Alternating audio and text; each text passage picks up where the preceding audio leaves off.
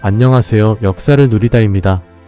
이번 알아볼 지역은 히말라야 산맥에 위치한 국가 네팔의 역사에 대해 알아보겠습니다.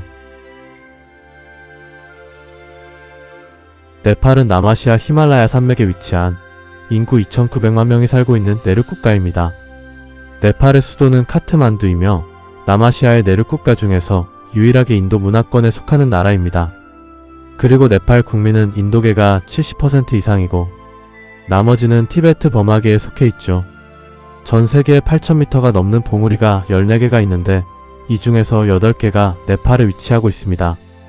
대표적으로 1위 에베레스트, 3위 칸첸중가, 4위 로체, 5위 마칼루, 6위 초오유, 7위 다울라기리, 8위 마나슬루, 10위 안나푸르나가 네팔에 있는 봉우리들이죠.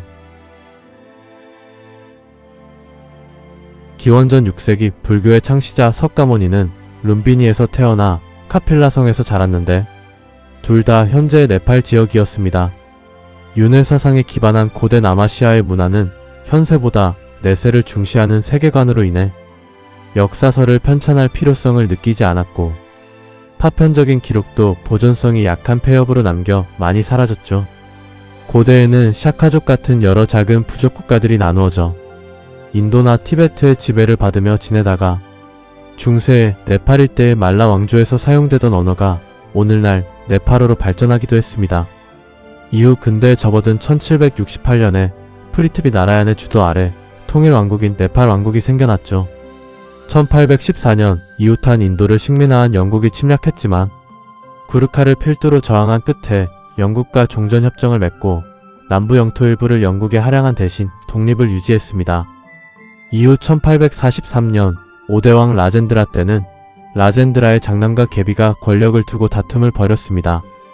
그 과정에서 게비가 장바하두르 라나 장군을 끌어들였고 1846년 장바하두르가 대신들을 선동 및 이간질하여 거의 모든 대신들이 서로를 죽이는 코트 대학살이 벌어졌습니다. 이로 인해 살아남은 장바하두르는 권력 공백을 놓치지 않았고 영구 집권 수상에 오른 뒤 라나 가문의 연장자가 수상직을 자동 승계하는 법을 만들어 100년간 네팔을 지배한 라나 가문의 통치가 시작됐죠. 이후 1940년대에 이르러 8대 왕 트리부반 제임 시절에 인도 제국에 유학을 다녀온 네팔의 젊은 세대들이 인도 독립운동가들의 민족주의를 배우게 되었고 이는 영국에 기댄 라나 가문에 대한 반감으로 이어지게 되었습니다.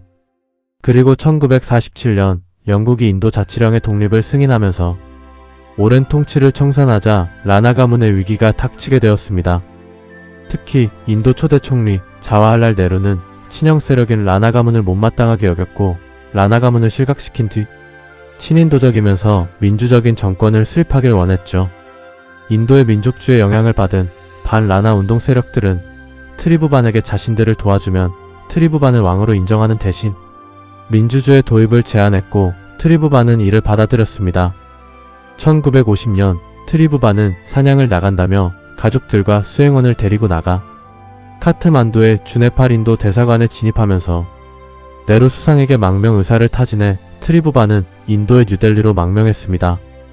갑작스런 왕의 망명에 당황한 모한샨 시르라나 총리는 궁에 남아있던 트리부반의 손자를 급한 대로 국왕으로 추대했는데 이는 네팔 국민들에게 거센 저항 운동을 일으켰고 결국 1951년 트리부반은 전 국민의 열화와 같은 환호 속에 카트만두로 돌아오게 되었고 라나 가문의 통치는 막을 내렸죠. 네팔의 통치자로 복귀한 트리부반은 약속대로 민주주의를 도입해 네팔 사회에 변화의 바람을 불러일으켰습니다. 이후 1955년 마헨드라가 9대왕으로 즉위하면서 토지 소유 상한제를 도입하고 라나 가문이 도입한 카스트 제도를 폐지했습니다. 또한 1959년 의회를 수립하고 최초의 총선거를 치렀고 네팔 의회당과 네팔 공산당이 의석을 차지했죠. 그러나 1960년 민주주의보다는 강력한 절대 왕권으로 네팔의 근대화를 이루어야 한다는 결론에 도달하면서 마헨드라는 의회를 해산하고 헌법을 정지한 뒤 국왕의 직접 통치로 전환해버렸습니다. 이후 1980년대 후반 아시아의 민주화 열풍이 불자 1990년 10대왕 비렌드라는 입헌군주제를 도입했고 1991년부터 총선이 치러져 의회체제가 성립되었죠. 그러나 2001년 비렌드라의 장남인 디펜드라 왕세자가 왕궁 파티 석상에 들이닥쳐 총기를 난사하면서 비렌드라를 포함한 왕족 9명을 살해하고 본인도 자살을 기도하는 네팔 왕실 학살 사건이 발생했습니다. 이 사건은 디펜드라가 라나 가문의 여자와 결혼하고 싶어 했으나 결혼에 반대하는 국왕 부부에게 불만을 품고 저지른 소행이었습니다. 이후 비렌드라 왕의 동생인 갸넨드라가 12대 왕에 올랐고, 갸넨드라는 집권 초기부터 어용 내각을 앞세워 공포 정치를 일삼으며 2005년 절대 왕정을 부활시키면서 민심을 자극했습니다. 결국 마오주의 반군 세력들을 비롯해 야당 전 세력에서부터 진보, 좌익, 심지어 우익공건파, 보수 성향의 힌두교 근본주의자들조차 이들과 손잡고 왕정 타파를 주장했죠. 2007년에는 마오주의자와 여야 정당들이 왕정 폐지에 합의했으며 2008년 총선거에서 마오주의자 정당이 압승하면서 239년 만에 왕정이 폐지되고 네팔 공화국이 되었습니다.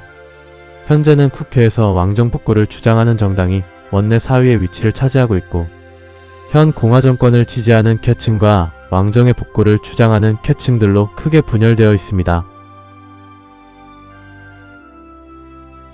이번 영상은 갓 공화국으로 성장하며 분열도 겪고 있는 네팔 편을 살펴봤습니다.